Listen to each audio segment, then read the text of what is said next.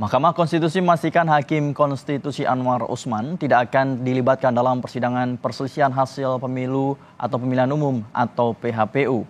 Ini merupakan merujuk pada putusan Majelis Kehormatan Mahkamah Konstitusi (MKMK) nomor 2 tahun 2023. Ini disampaikan juru bicara Mahkamah Konstitusi Fajar Laksono dalam program Kompas Petang Kompas TV. Selain tidak dilibatkan dalam sidang perselisihan Pilpres, Anwar Usman juga tidak dilibatkan dalam persidangan sengketa Pileg manakala berpotensi adanya konflik kepentingan.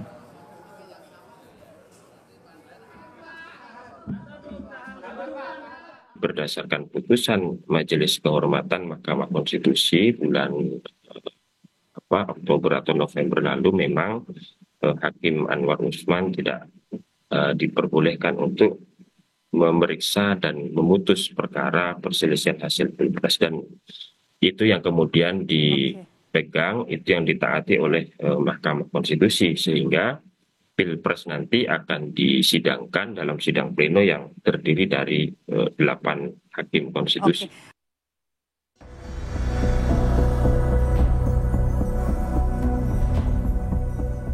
Usai KPU menyampaikan hasil perolehan suara pemilihan presiden dan pemilihan legislatif 2024, kini perhatian publik menuju ke tahap selanjutnya, yakni perselisihan hasil pemilihan umum atau PHPU di Mahkamah Konstitusi. Sabtu kemarin, tim pemenangan Ganjar Mahfud mendatangi Mahkamah Konstitusi untuk mendaftarkan gugatannya. TPN Ganjar Mahfud menyerahkan bukti-bukti dari laporan dugaan pelanggaran dan kecurangan di pemilu 2024. TPN datang tanpa dihadiri Capres-Cawapres Ganjar Mahfud. Dalam permohonannya, TPN menyertakan 4 kontainer berkas dalam pendaftaran gugatan. Gugatan ini berfokus pada dalil pelanggaran pemilu 2024 yang terjadi secara terstruktur, sistematis, dan masif.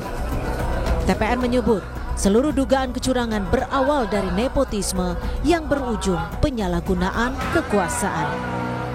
Demokrasi itu penting, supremasi hukum itu penting, konstitusi itu penting, dan kita tidak ingin itu diinjak-injak.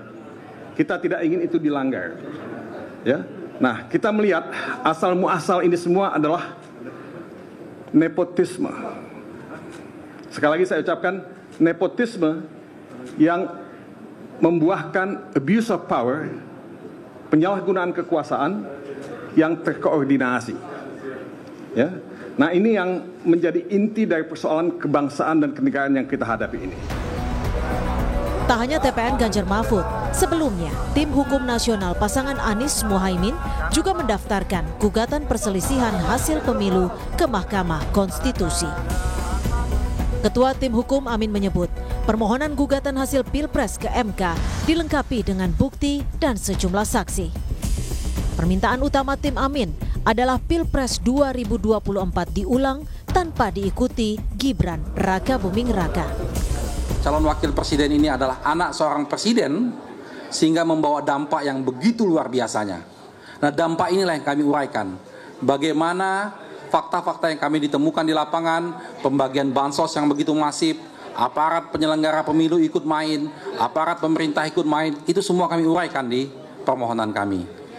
Jadi seandainya nanti ini diterima sebagai satu argumen yang kuat oleh Mahkamah Konstitusi, tentunya kami mengharapkan dilakukan pemungutan suara ulang tanpa diikutin oleh calon wakil presiden 002.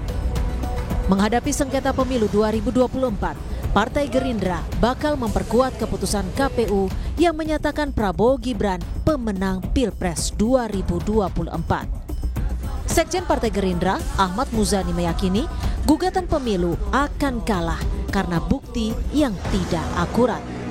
Kita akan memperkuat keputusan KPU bahwa sangkaan dan tuduhan yang dialamatkan kepada KPU atas kemenangan 02 adalah sangkaan dan tuduhan yang lemah, tidak berdalil, tidak berdasar, tidak terbukti. Perselisihan hasil pemilihan umum tidak hanya sekadar menjadi rutinitas tahapan pemilu. Namun kredibilitas Mahkamah Konstitusi menjadi pertaruhan dalam menyelesaikan sengketa pemilu yang ada. Banyak pihak yang menunggu bagaimana MK akan bersikap untuk mengambil gebrakan hukum dan memberikan keadilan bagi semua pihak. Tim Liputan, Kompas TV.